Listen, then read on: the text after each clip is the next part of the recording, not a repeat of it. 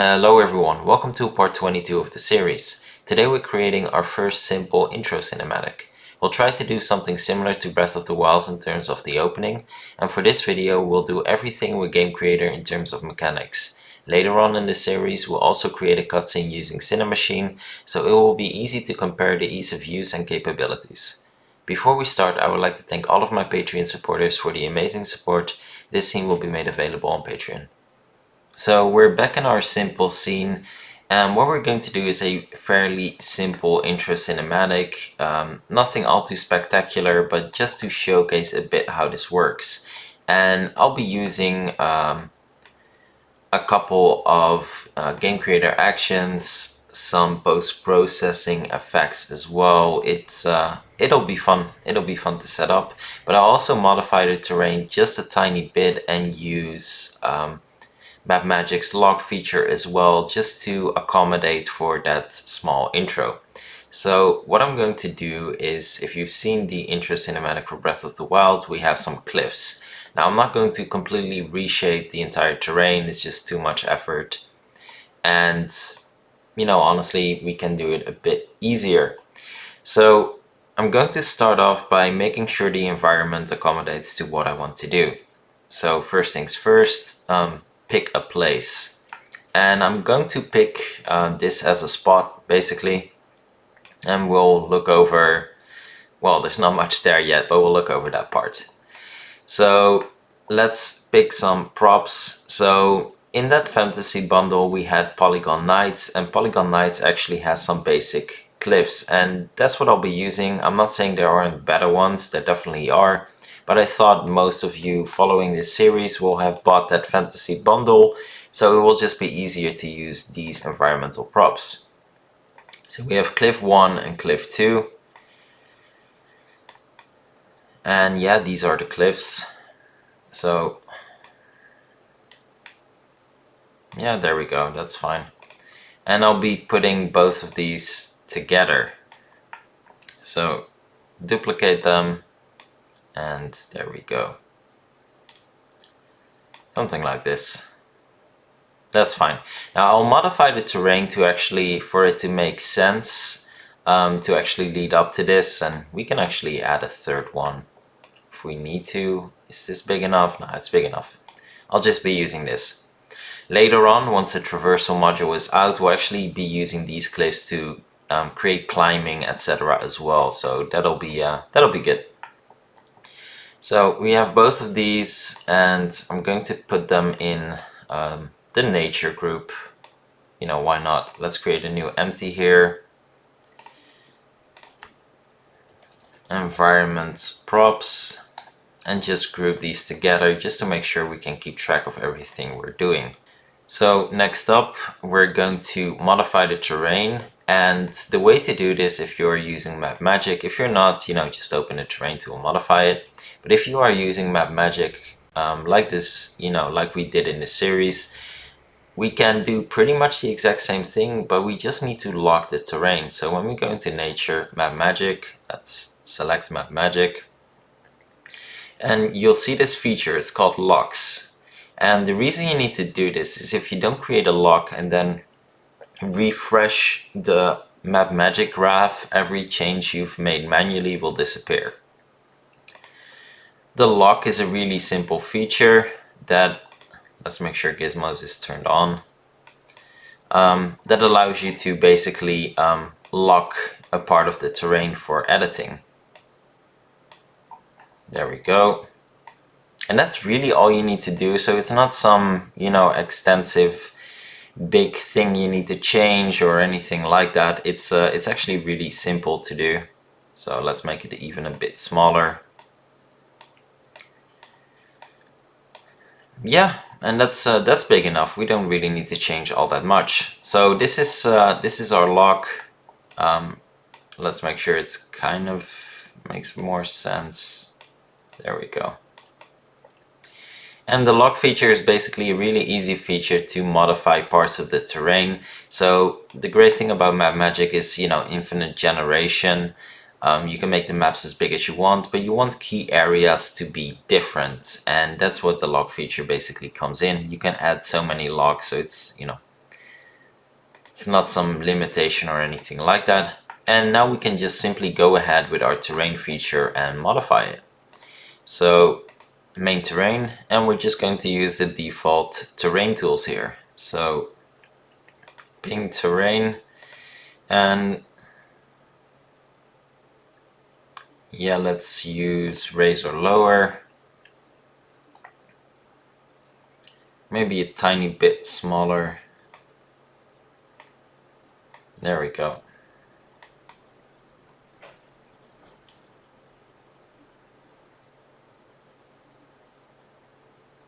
Should have maybe increased the strength a tiny bit. Let's increase the strength a bit. And there we go. Now this seems to be the limit of the height map we set. And as you can see, I would like it to, basically go over a tiny bit. So what I'm going to do is I'm going to lower these just a bit. Because while I do like the cliffs, I'm not a big fan of having this, extremely low poly grass type feature.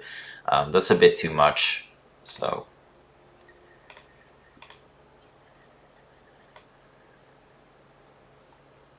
we'll go over it, and then we'll smooth it out.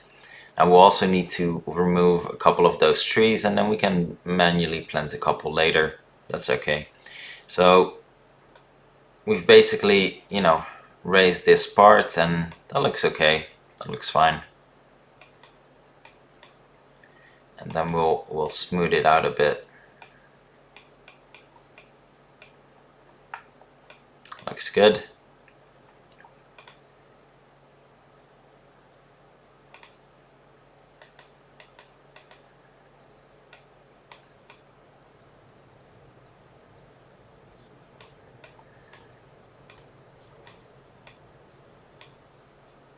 And that's a bit too much.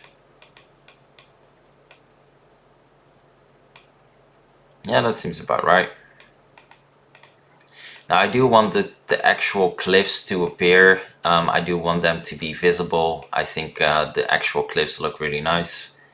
So we're going to, I'm going to use smooth actually in this instance.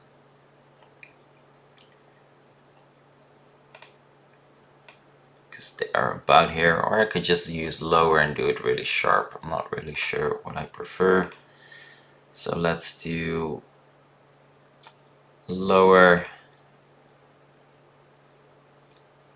Brush size a bit smaller, even smaller.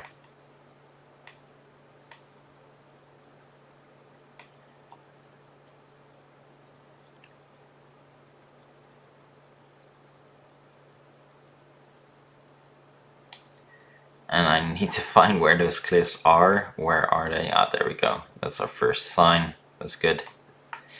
And it's a bit of precise work, but we'll use smooth a bit later. But I do want to make sure that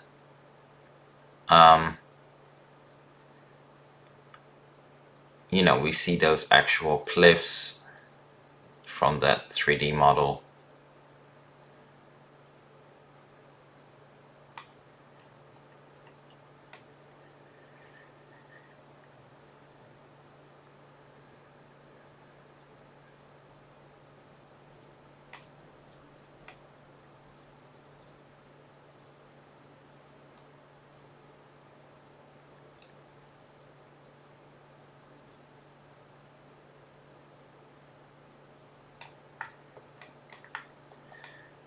Not entirely there yet. Let's remove some of that. Let's remove some of that grass actually. Now we can keep the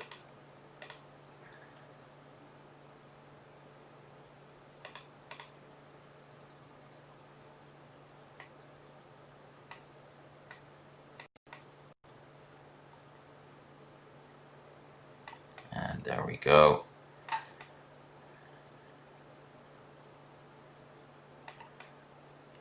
Now, as you can see, we created a big, big hole here, which is a bit too much. So we're going to, again, use smooth to make it look better.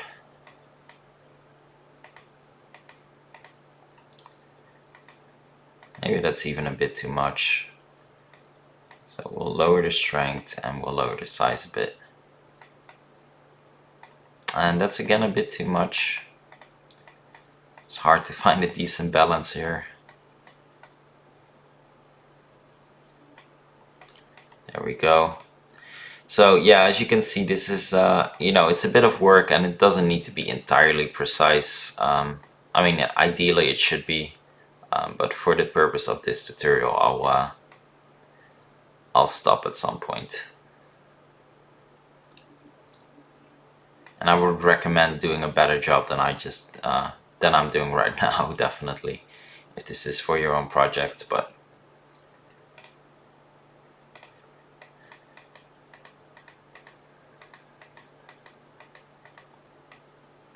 we can actually do a set height. Maybe that's better.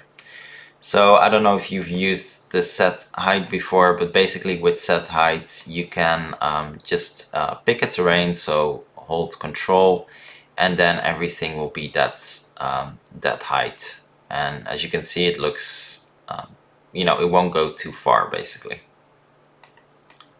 So that's pretty decent. I mean, don't get me wrong, it's definitely not perfect whatsoever, but it's a pretty decent effect. We see part of the cliffs. Feels like it blends in the terrain a bit, and yeah, it's, you know, it's not perfect by a stretch, but that's okay. Just need to smooth the top part a bit, as I see, you know, some parts are sticking out now, which is not really what we want. Going to use raise and lower, and, you know, just raise it a bit.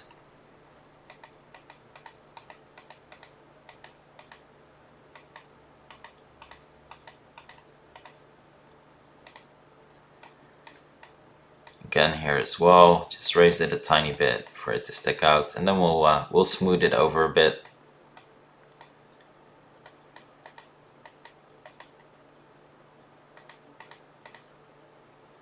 Make this even smaller.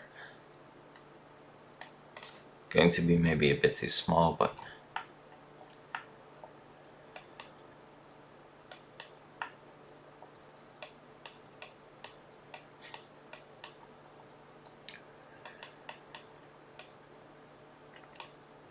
there we go. Now let's remove some of that grass here as well.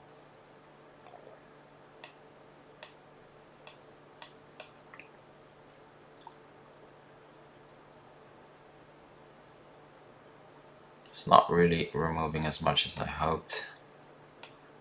Still have some flowers sticking out.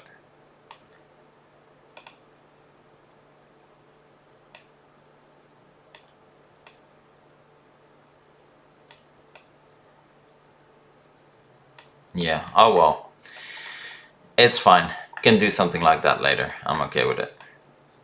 So as you can see, we have our cliff area now. It doesn't look perfect, and I definitely suggest doing a better job than I just did, but it's good enough for our purpose here. So it's not as high, obviously, as in Breath of the Wild, but we have our little cliff here, and we're going to overlook our terrain, and we'll see our horse and the cart and things like that. So that's enough for the terrain part. Now let's pick our player, and we're going to move him about here. Is fine in terms of distance.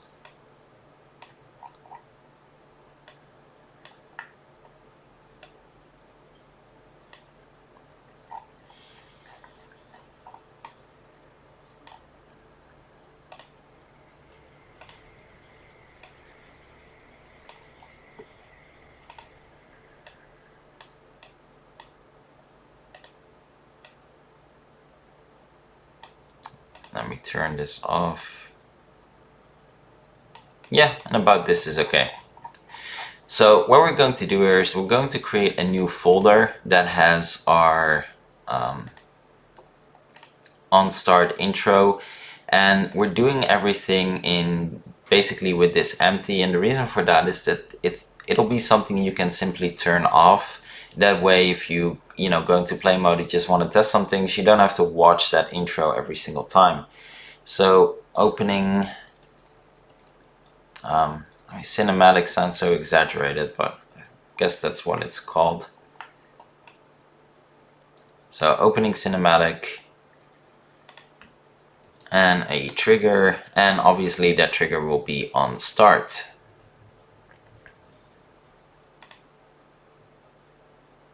And we'll create some actions. Actually, let's make sure everything is in here.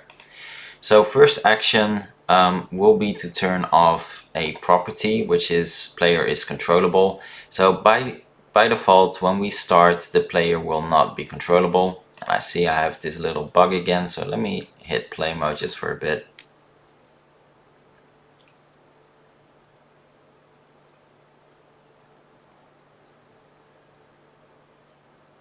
Perfect, and we'll go back and everything looks fine again.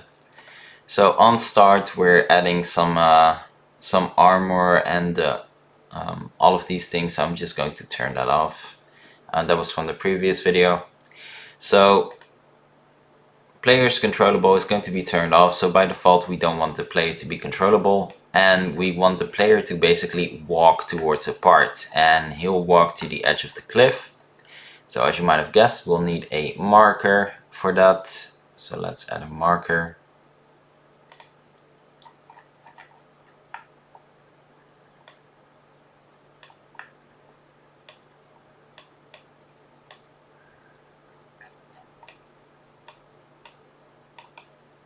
There we go.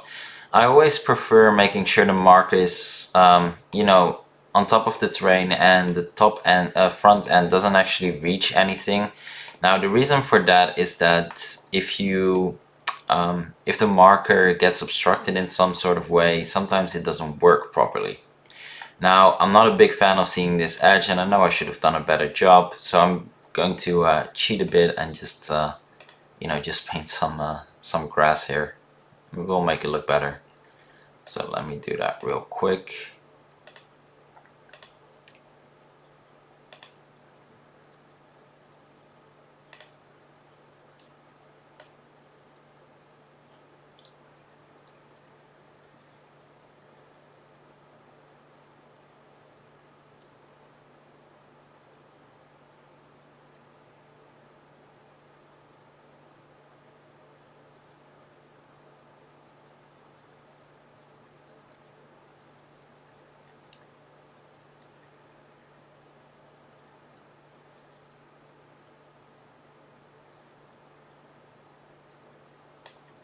There we go. It will obstruct us from seeing that that ugly little edge I didn't properly do. So that's better. Cool. So we have our marker, and as you might have guessed, our player needs to walk to that marker. So that's what we're going to do with our actions. So move character, we'll select player, and we'll select a marker. And there we go, and then wait until arrives has to be on. Now we'll do a bit more than just that, obviously, but these are the basics. So basically on start, he will now walk towards the marker. So let's make sure it actually works. And as you can see, he'll walk towards that marker. Little bulge there that doesn't look all that great.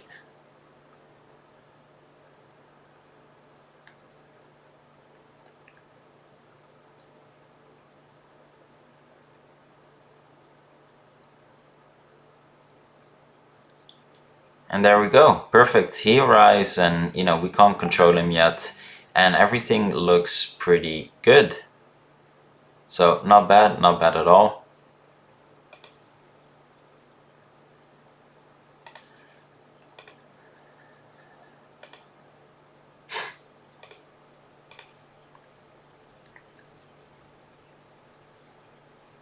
So next up, let's make sure that our HUD is not active during this part, and we need to do that at the start as well.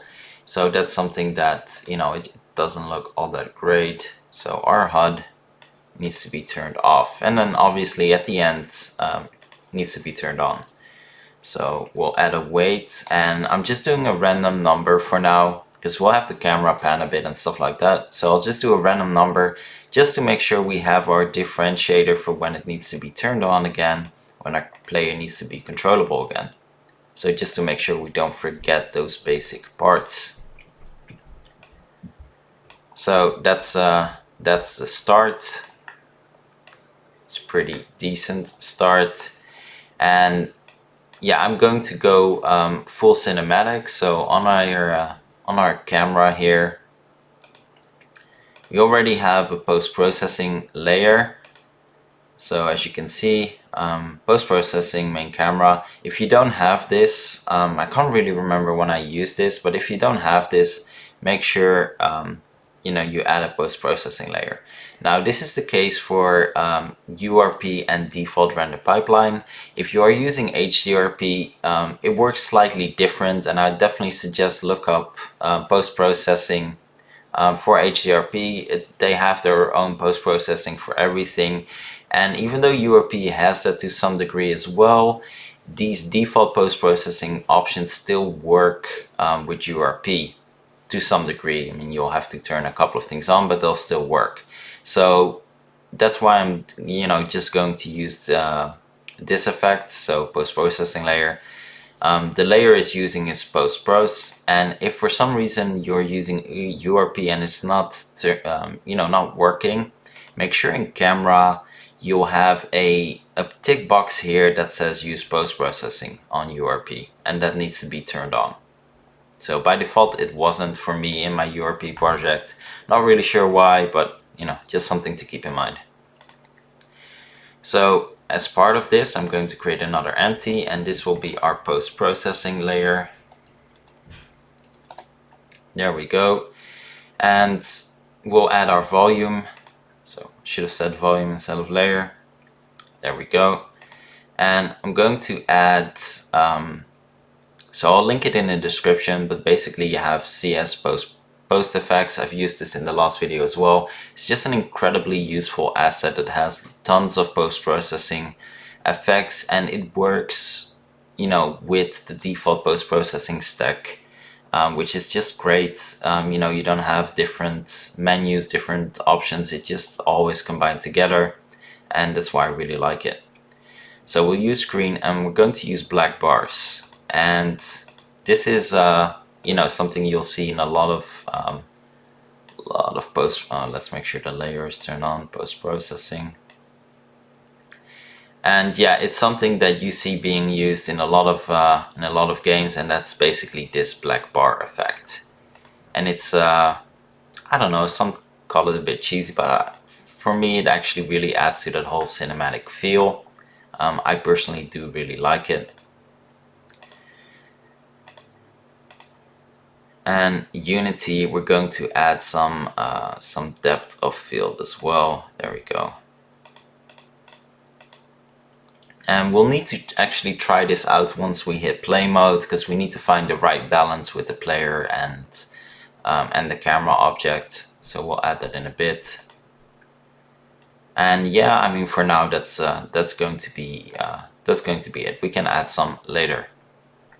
So this is the post-processing effect, and I just wanted to make sure it was there. So in our actions we can turn it on. So we can just simply duplicate this and have it turned on, and then at the end again have it turned off.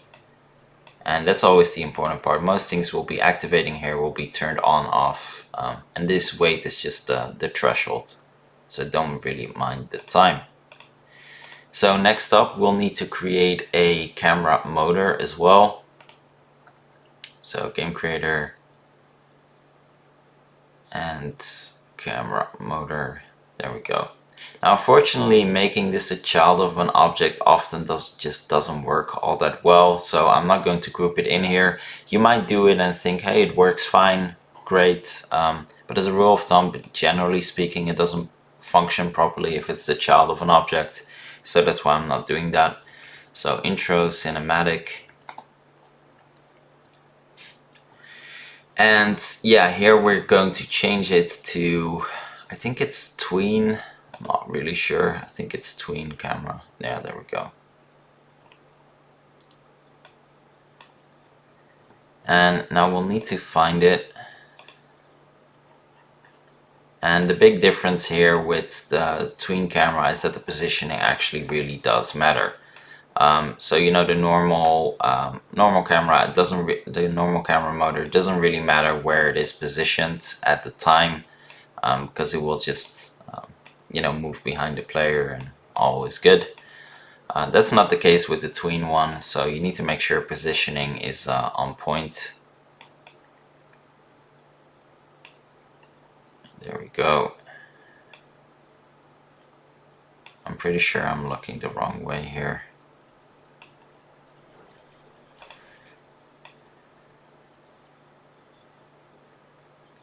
There we go, there's our guy.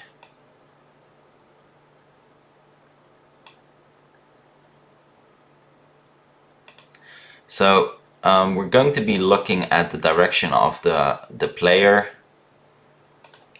So that will be our start.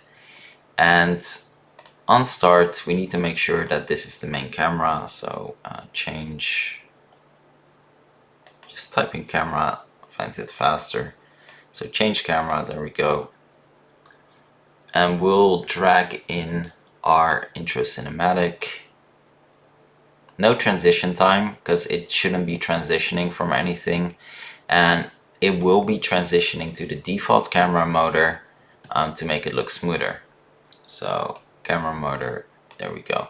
And again, timing of this is something we'll do. I'm just copy pasting everything just to make sure we have our, you know, during intro, after intro, everything located. So our tween camera has a couple of options, so it's a bit different. So as you can see, we have easing, linear, and you have all of these options. I'm sure you've seen these tons of times. I'm going to use linear for a camera motor that just moves like that. Linear is the best approach in my opinion. It just looks the smoothest. And now we'll have our endpoint. Now the endpoint is a bit difficult, you know, to really realize. And the reason for that is because, no, I'm not sure why I'm doing that. It's because, yeah, we'll need to try that out. So what I'm going to do is I'm going to open up a notepad here, and I'm going to write down our start positions. So minus 106.7, 17.4, and minus 77.34. And yeah, I'll add the Y rotation. Most likely I won't have to use this at all because we are using a look at, so most likely it won't be necessary. But I do want it to be in there just in case it doesn't work the way I want. So I'm fine with this starting position. Now the endpoint is, as you can see, something you can actually you know, you can change, and we can even change our perspective here, make it a bit bigger. I do like that. And the endpoint is something we'll need to type in, but you know, that's really hard to guess. So we'll obviously move it around. We'll just do it like that. And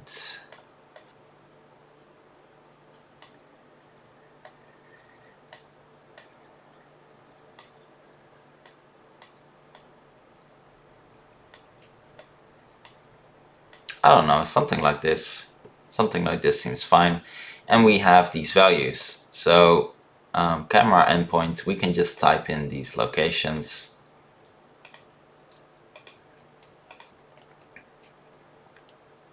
Perfect. And now we need it to go back to its original, and that's where these nodes come in. So 106.04. Normally I'd use a second screen for this, but unfortunately right now I can't do that with the recording. I think that was it. Yeah. Cool. So we have our start point, we have our end point, and the amount of time it takes. So we'll do 5 seconds here. And what I'm going to do as well, we'll need to find out how long it actually takes to get here. So, you know, we can only really do that by actually trying it out. But I do need to make sure that these actions don't start before that. So I'm going to do 10 seconds here, which is really long. But I want to make sure that if it actually takes him longer to get to this marker, that we can still see how long it will take him.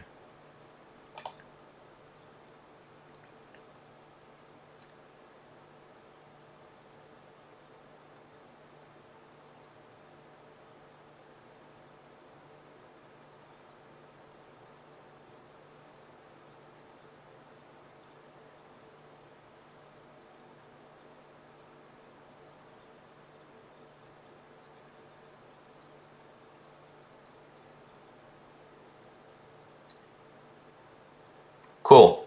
So as you can see, it literally, it doesn't actually take that long, and the time it takes doesn't really matter all that much because we're using wait to arrive, and I should have thought of that. So we're actually perfect here, so we can just, well, out of play mode, change that to 0.1. Now, the camera movement went a lot faster than the actual player movement. You might have seen that. It took a lot longer for the player to actually get there, maybe a bit too long.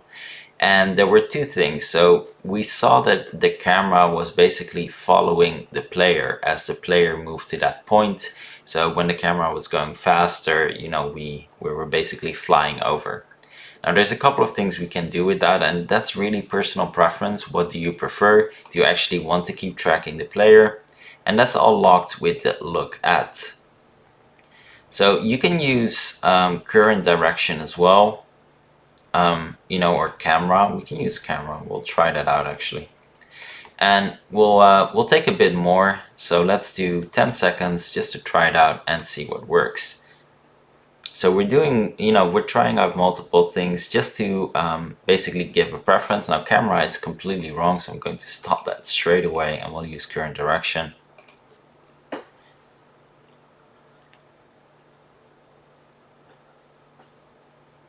And current direction is wrong as well. Well, that's a bit annoying. So, well, we can use so many different things. I'm going to do player, and I'm going to do it Y to offset instead then.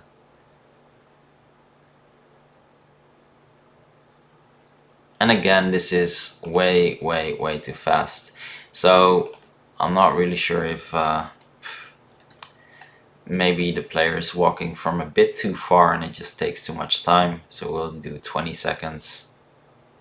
But oh, this actually looks a lot better. Still a bit too close, but it does show that, you know, it's actually taking 20 seconds for the player to reach this point, which is a bit long, but I do actually like this effect. So I'm going to keep it like this for a while, and then we reach our endpoint. Now, as you can see straight away, we're switching to this camera motor and we have this effect, but we don't actually have to do this at all. So what we can do as well is we can switch to an additional camera, camera motor that just spans over the environment a bit. So let's try that out. So we're going to do a new camera motor. So we'll, I don't know, I'll keep the name like this. And I'm going to move this to the endpoints that we selected, that we created. So we have this this view. This is our endpoints. We have the same perspective. So I'm going to write down those values again, yet again, because I'll most likely will lose them.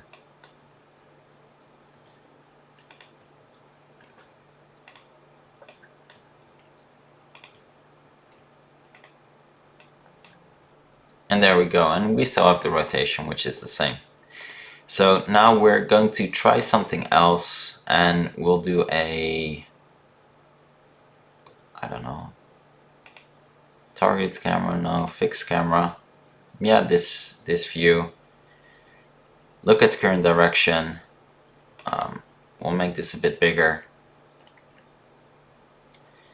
And we have the same values as I wrote down, as you can see, because that was just the actual location, and we have this view.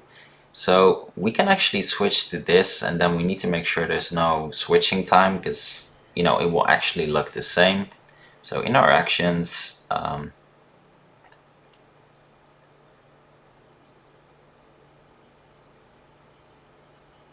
so once he gets here, we're going to do a small wait. That's okay.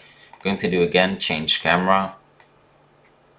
And we're going to switch to our new camera motor. No transition time is needed, but just in case, because we are looking at the player, so we might need to transition just a tiny bit. There we go. Obviously, we'll need an additional wait, so I don't know, let's do 2 seconds, 5 seconds, I don't know. And then we'll change it all back. Starting with this one. Cool. And then we're going to use an additional action here. So add action. And we'll be using action back 2, and we'll do a rotate fixed camera. So we're going to rotate that fixed camera just a tiny bit. There we go. And we'll do it to the, I don't know, where are we positioned? We'll do it to the right. The right is fine. So we'll rotate it to the right. And yeah, there we go. So let's try this out.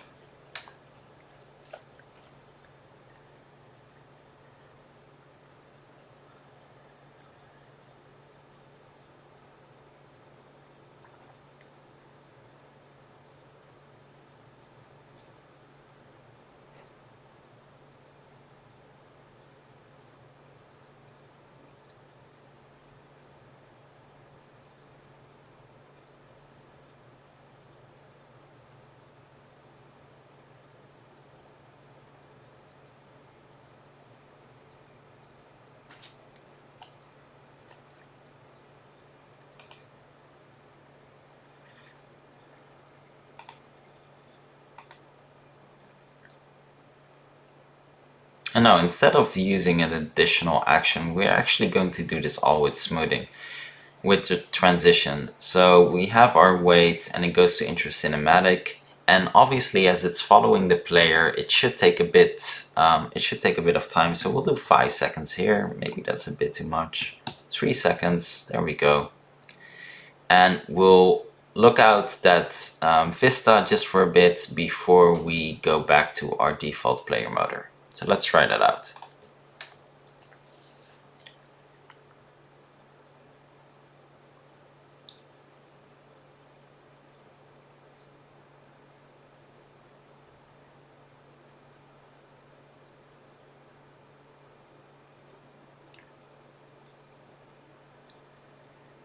Now obviously our scenery all looks the same everywhere, so the vista is not as impressive because the world isn't filled that much, but that's why I'd recommend doing a bit more with your world. And this looks really cool, and there we go. Now one little thing we could do is literally just like Zelda, we can actually increase this wait to, I don't know, 10 seconds.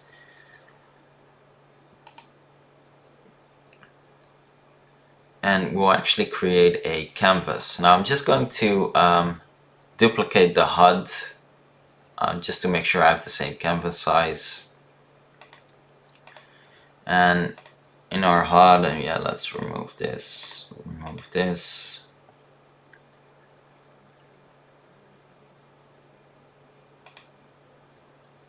Can remove all of this as well.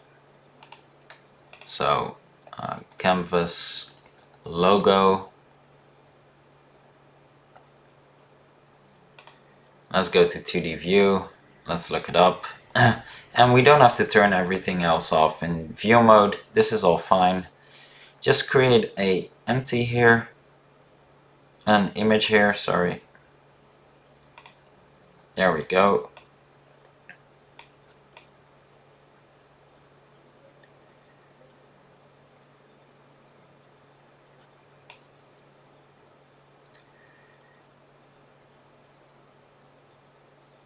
And yeah, we'll need a logo, and I don't, obviously don't have a logo, so I'm just going to pick a random image. I do not like any of these though.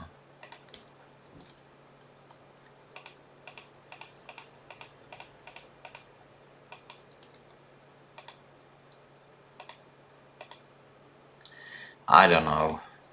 Doesn't really matter. I'll just use this, and this is supposed to be the logo. It's not really about the image. It's about, this is how you'd get a logo in there. Now, ideally, you would use an animator to to make it look nice. And you can add an animator and have some effects. And now there's so many. I'm not really sure if there's one, and otherwise you have to create like a fade in yourself. I don't think I have anything here, but yeah, you can just I don't know, fade. Pretty sure this is going to be the wrong one and it's going to be fading the wrong way, but that's okay. We'll try it out. So in our actions, we're going to duplicate this one as well. So set active, and it doesn't really matter which one we pick. There we go. And we'll get our logo here. So set active. So obviously it will need to be turned off. Duplicate this and we'll turn it off.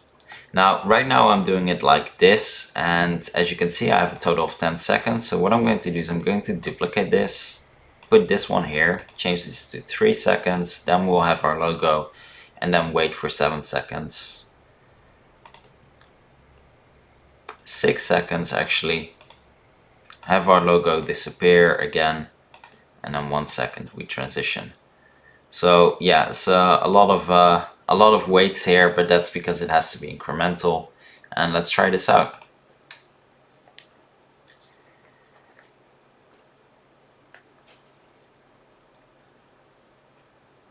And I do like this. Now, obviously, as you can see, we have to wait for the terrain to load, and you could, do a splash screen first. Or maybe in building you won't have that wait for the grass to actually render. I'm not entirely sure, but there's so many easy ways around that. We're panning the camera, and yeah, the logo isn't positioned the right way. It needs to be in the top, bottom, but that's okay. And we'll change back. And maybe even that transition should take a bit longer. It doesn't really matter all that much, but you get the impression. Now, one thing I will add with this logo, where is it, the image? Let's turn this on. What you need to do with the image is make sure you position it in the bottom corner. There we go. So yeah, that's it really. That's all we need to do for a simple opening cinematic like that. I personally do like this, and obviously Cinemachine is a great and powerful tool, but for something simple as this, I do feel that using Game Creator actions is just a bit easier to set this up for something as easy as this. It works well, it looks dynamic, it's not really all that hard to do. Now, if you want some more extensive cutscenes with a lot of movement, Cinemachine actually is really useful. So we'll cover that as well for some more interesting cutscenes. But for a simple opening cinematic like this, I actually really do think that this looks pretty. It looks pretty decent, and yeah, I'm actually quite happy with with all the things we can do just with Game Creator. So hope you enjoyed this. If you did, please hit like and subscribe, and I will see you next time.